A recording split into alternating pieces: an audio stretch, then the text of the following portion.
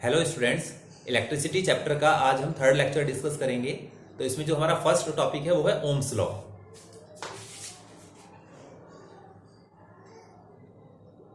Ohms law बहुत important law है। क्या है इस लॉ के according? At constant temperature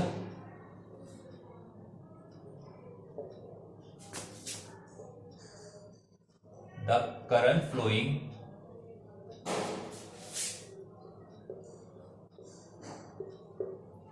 through a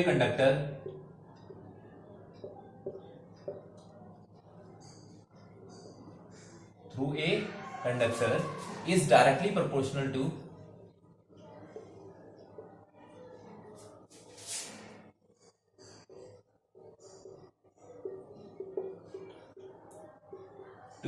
potential difference.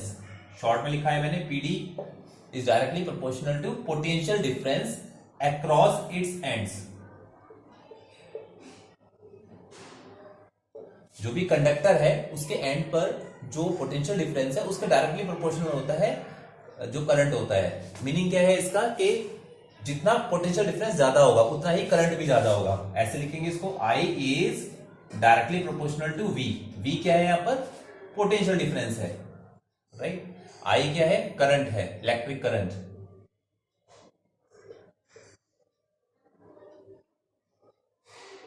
और V क्या है? पोटेंशियल डिफरेंस है।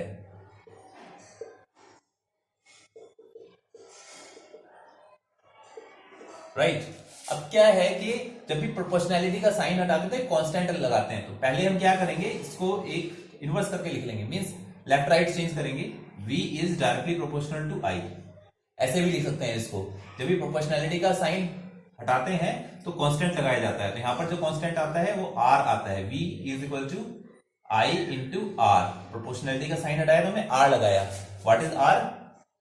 R is the resistance. ये रेजिस्टेंस है, जो भी पर्टिकुलर कंडक्टर है उसका रेजिस्टेंस कितना है। रेजिस्टेंस मीन जो करंट को अपोज करेगा, करंट को फ्लो होने के लिए अपोज करेगा, तो रेजिस्टेंस कहलाता है। ओके, तो फिर यहां से हम R फाइंड कर सकते हैं। तो this implies that R is equal to क्या आएगा? V upon I। यानी रेशियो हो गया, किसका रेशियो हो गया? पोटेंशियल डिफरेंस और करंट के रेशियो को ही हम रेजिस्टेंस बोलते हैं, राइट। तो सिंपली इसको डिफाइन भी कर सकते हैं यहां से। कैसे डिफाइन करेंगे रेजिस्टेंस को?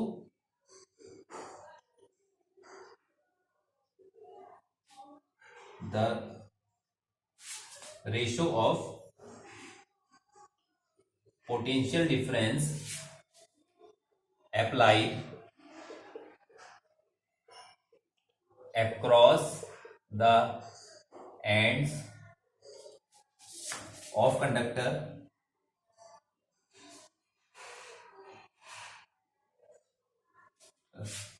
and the current flowing through it।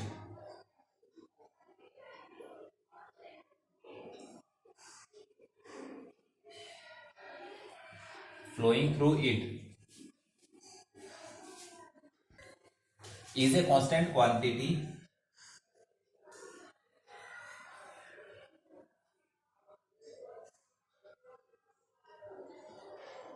called resistance।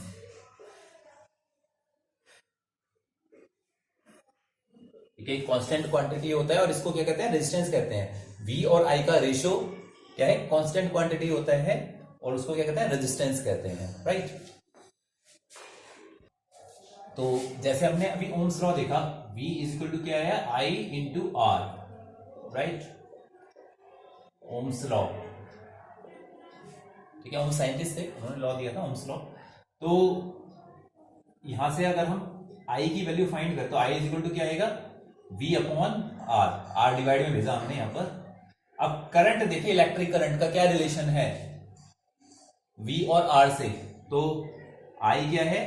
Directly proportional होता है V के, और I क्या है? इनवर्सली प्रोपोर्शनल होता है R के। डायरेक्टली प्रोपोर्शनल का मीनिंग क्या है कि जितना पोटेंशियल डिफरेंस हम बढ़ाएंगे करंट भी उतना ही बढ़ जाएगा। पोटेंशियल डिफरेंस कम होगा तो I कम हो जाएगा, करंट कम हो जाएगा। लेकिन रेजिस्टेंस के इनवर्सली प्रोपोर्शनल है। मीनिंग क्या है, जितना रेजिस्टेंस ज्यादा होगा करंट उतना कम फ्लो होगा उस पर्टिकुलर कंडक्टर में, और जितना रेजिस्टेंस कम होगा करंट उतना ही बढ़ जाएगा वहां पर। तो ठीक है, तो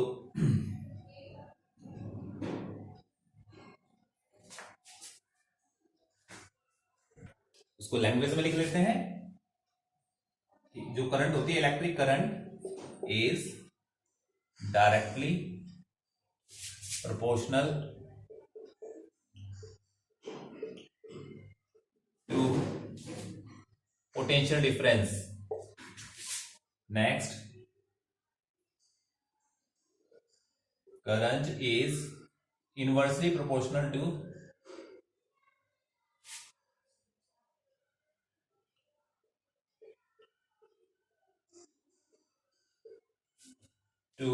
resistance of the conductor, right?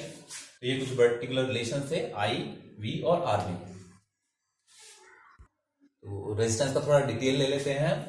Resistance of a conductor, इसको ऐसे भी डिफाइन कर सकते हैं, क्या होता है, the property of a conductor due to which it opposes the flow of current through it is called resistance. ठीक है, ये वो प्रॉपर्टी है ये जिसके कारण से करंट फ्लो को अपोज किया जाता है। किसी भी सब्सटेंस की वो प्रॉपर्टी, करंट के फ्लो को क्या किया जा रहा है, अपोज किया जा रहा है, रोका जा रहा है।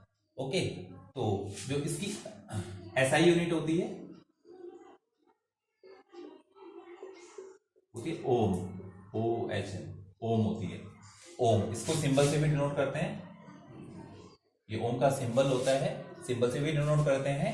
इसकी डेफिनेशन ओम की कैसे हम डिफाइन करेंगे, हमें पता है कि R इज इक्वल टू क्या होता है, V अपॉन I होता है। अगर इनकी यूनिट्स हम राइट अप करें तो दिस इंप्लाइज दैट 1 ओम की डेफिनेशन ले हम तो 1 ओम इज इक्वल टू क्या होगा, V की यूनिट क्या होती है, वोल्ट, तो 1 वोल्ट लिखा हमने, अपॉन I क्या है, 1 एम्पियर। ओके, तो ऐसे डिफाइन कर सकते हैं। अगर किसी भी कंडक्टर में क्या है, 1 वोल्ट का पोटेंशियल डिफरेंस हो और उसमें 1 एम्पियर करंट फ्लो हो रही है, तो जो उसका रेजिस्टेंस होगा वो 1 ओम रेजिस्टेंस होगा। तो इस तरह से हम 1 ओम की डेफिनेशन राइट अप कर सकते हैं। ओम,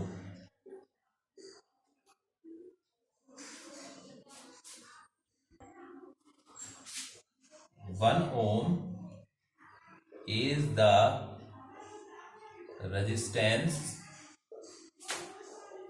of a conductor such that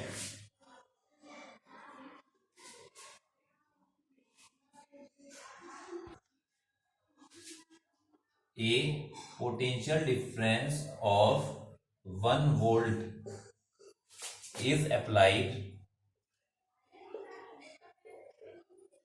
across its ends and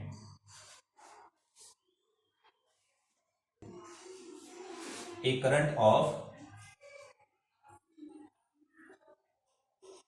1 ampere flows through it.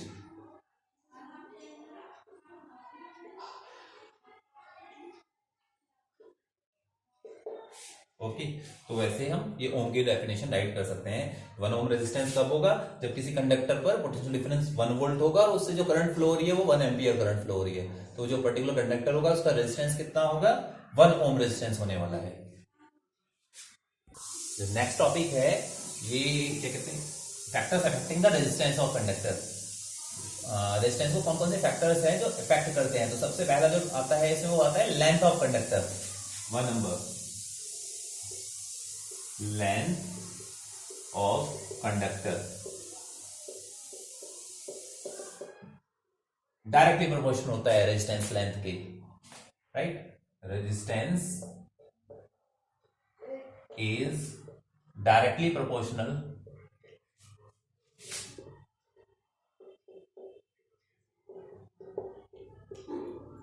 To the length of conductor. ठीक है, तो जितना लेंथ ज्यादा होगा रेजिस्टेंस भी उतना ज्यादा हो जाएगा। तो इसको कैसे हम राइट अप कर सकते हैं, R is directly proportional to L। यानी जितना लंबा कंडक्टर लेंगे, जैसे वायर है, जितना लंबा वायर होगा उतना ही ज्यादा उसका रेजिस्टेंस होने वाला है। इक्वेशन 1 मार्क कर सकते हैं इसको, राइट। यानी कि मीनिंग क्या होगा, अगर लेंथ को हम डबल कर देंगे जो कंडक्टर है, तो रेजिस्टेंस भी डबल हो जाएगा। लेंथ को हाफ करेंगे तो रेजिस्टेंस भी हाफ हो जाने वाला है। सेकंड पॉइंट आता है एरिया ऑफ क्रॉस सेक्शन।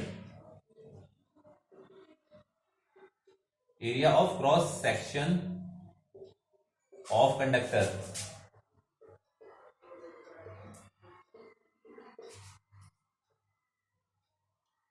अब क्रॉस सेक्शन का क्या इफेक्ट पड़ता है कंडक्टर के? क्रॉस सेक्शन मतलब जैसे ये वायर है, सपोज कीजिए जो मेरे हाथ में मार्कर है, वायर है। अब इसका एरिया ऑफ क्रॉस सेक्शन क्या होगा, जो फ्रंट पार्ट आ रहा है इसका, ये जो फ्रंट है, ऐसे हमने कट किया क्रॉस सेक्शन का एरिया, तो क्या होता है यहां पर, इनवर्सली प्रोपोर्शनल होता है। रेजिस्टेंस इसके एरिया के इनवर्सली प्रोपोर्शनल होता है। तो resistance is inversely proportional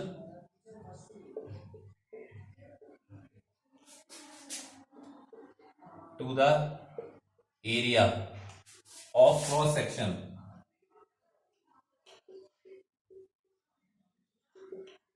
of conductor,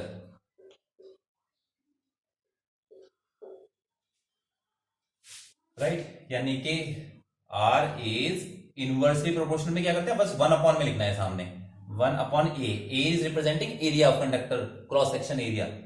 it is equation 2। Okay, then third point, next आता है नेचर ऑफ मटेरियल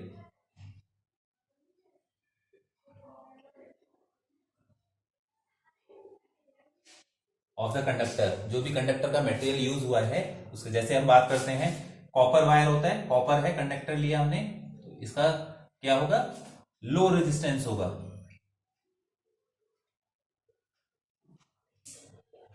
और सेम लेंथ का वायर अगर हम नाइक्रोम का ले लें, नाइक्रोम वायर जिससे कि जो हीटर वगैरह होते हैं वो बनते हैं, तो नाइक्रोम वायर ले लें सेम लेंथ का, तो इसका क्या होता है, हाई रेजिस्टेंस होता है।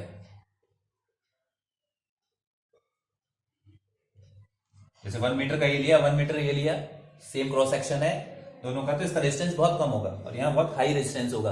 अब करंट को फ्लो होने में क्या होगा, इंपीडेंस प्रोड्यूस करेगा, फ्लो नहीं होने देगा, तो इसके कारण से करंट को फ्लो होने के लिए वर्क करना पड़ेगा, तो इसलिए वो वायर क्या है, गर्म हो जाता है, हीटिंग इफेक्ट आता है इस कारण से, नाइक्रोम वायर। ठीक है, तो मेटेरियल, नेचर ऑफ मेटेरियल पर डिपेंड करता है कि जो भी पर्टिकुलर मेटेरियल है उसका पर्टिकुलर एक रेजिस्टेंस होने वाला है, राइट। लास्ट पॉइंट है इसका इफेक्ट ऑफ टेम्परेचर। टेम्परेचर का क्या इफेक्ट होता है, तो जो रेजिस्टेंस होता है ना, अगर हम कोई भी प्योर कंडक्टर लिया है, प्योर मटेरियल लिया है, टेम्परेचर इंक्रीज करने पर रेजिस्टेंस इंक्रीज होता है, टेम्परेचर डिक्रीज करने पर रेजिस्टेंस डिक्रीज हो जाता है, राइट। तो the resistance of all pure metals increasing और increases on increasing the temperature and decreases on decreasing the temperature और lowering the temperature. Next topic है रेजिस्टिविटी। रेजिस्टिविटी क्या होता है, क्या रिलेशन है इसका और रेजिस्टेंस का, तो हमने फ्रॉम ओम्स लॉ दो कंडीशन देखी थी। क्या क्या देखा था, resistance is directly proportional to length, equation 1, और दूसरा क्या था, resistance is inversely proportional to area of cross section of conductor. इन दोनों इक्वेशन को कंबाइन कर दें, तो बाय कंबाइनिंग इक्वेशन 1 एंड 2, 1 और 2 दोनों इक्वेशन को हमने कंबाइन कर दिया, तो क्या आ जाएगा, R इज प्रोपोर्शनलिटी का साइन L अपॉन A, दोनों को एक साथ लिख दिया, न्यूमरेटर में लेंथ, डिनोमिनेटर में एरिया। जब भी हम प्रोपोर्शनैलिटी का साइन हटाते हैं ये, तो कांस्टेंट लगाते हैं, यहां जो कांस्टेंट आता है that is rho. R is equal to proportionality का साइन हटाया में रो, P जैसा बनता है इस तरह से करके, रो L अपॉन A, ठीक है, रो मल्टीप्लाई भी लगा सकते हैं, rho into L upon A। तो रो जो साइन है, दिस रो RHO, रो जो होता है, this is the resistivity, of conductor, ये क्या है, रेजिस्टिविटी है किसी भी पर्टिकुलर कंडक्टर की।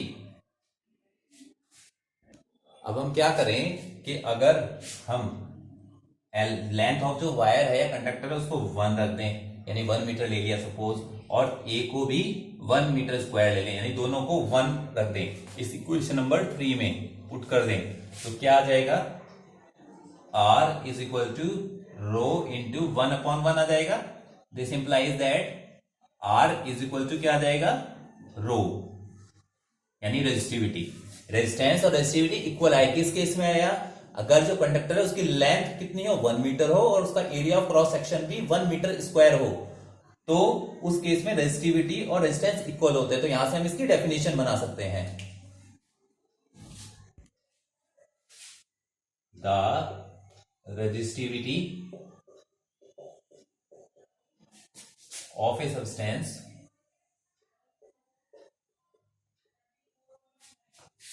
is numerically equal to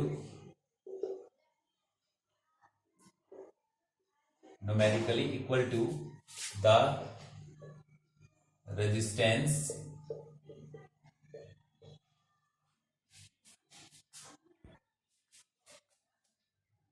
of a rod of that substance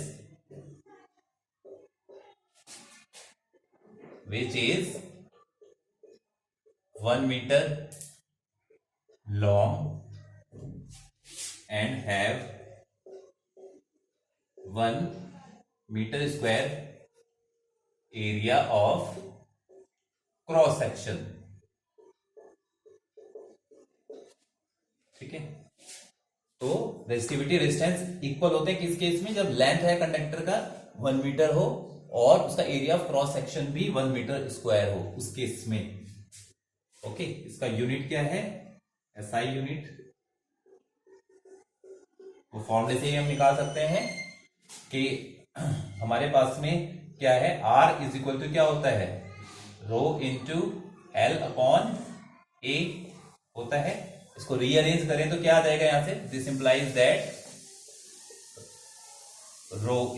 row is equal to क्या आएगा, ए मल्टीप्लाई में चला जाएगा आर के, R into A upon L, L divide में आ जाएगा यहां से। अब इनकी यूनिट्स रख देंगे तो क्या हो जाएगा, रो का यूनिट क्या आ जाएगा, ओम होता है, रेजिस्टेंस का unit into metre square upon metre, metre से मीटर स्क्वायर कटअप हो जाएगा तो क्या बचेगा, ohm metre, OHM, ohm metre. ऐसे भी लिख सकते हैं, ओम का सिंबल ये होता है और मीटर ओम मीटर, ऐसे भी लिख सकते हैं। तो ये यूनिट आ गया है किसका, रेजिस्टिविटी का यूनिट आ गया ओम मीटर। जो रेजिस्टिविटी है, resistivity of a substance does not depend on length और थिकनेस। जैसे रेजिस्टेंस तो क्या होता है, लेंथ और थिकनेस दोनों पर डिपेंड करता है, लेकिन रेजिस्टिविटी दोनों पर डिपेंड नहीं करती है। It depends on the nature of substance या मटेरियल एंड टेम्परेचर, और टेम्परेचर पर डिपेंड करती है, नेचर ऑफ सब्सटेंस पर डिपेंड करती है। कुछ मटेरियल्स हैं उनका अगर हम देखें तो रेजिस्टिविटी कितना होता है, सिल्वर वायर है तो सिल्वर वायर कितना 1 मीटर लेंथ का लिया हमने, और एरिया ऑफ क्रॉस सेक्शन भी 1 मीटर स्क्वायर है, तो यानी कांस्टेंट मटेरियल कितना लिया, कांस्टेंट मटेरियल है ये, तो उसका जो रेजिस्टिविटी 1.6 × 10⁻⁸ ओम मीटर, बहुत कम है, नेग्लिजिबल है। सिल्वर बेस्ट कंडक्टर होता है तो रेजिस्टिविटी इसकी बहुत कम है, रेजिस्टिविटी रेजिस्टेंस। कॉपर का भी अबाउट इतना ही है, 1.69 हो गया है यहाँ पर, इंटू 10⁸ ओम मीटर। देन नाइक्रोम क्या होता है, एलॉय होता है, इसको कुछ मेटल्स को मिक्स करके बनाया जाता है, मेल्ट करके मेटल्स को बनाया जाता है। तो किस से, निकेल, क्रोमियम, मैग्नीज और आयरन को मेल्ट करके मिक्स करके बनाया जाता है नाइक्रोम वायर। तो इसका क्या है, रेजिस्टिविटी बहुत बढ़ जाता है, 110। ठीक है, यहां से कंपेयर करें तो 110 × 10⁻⁸ ओम मीटर। ठीक, ये दोनों तो क्या थे, हमारे मेटल्स थे।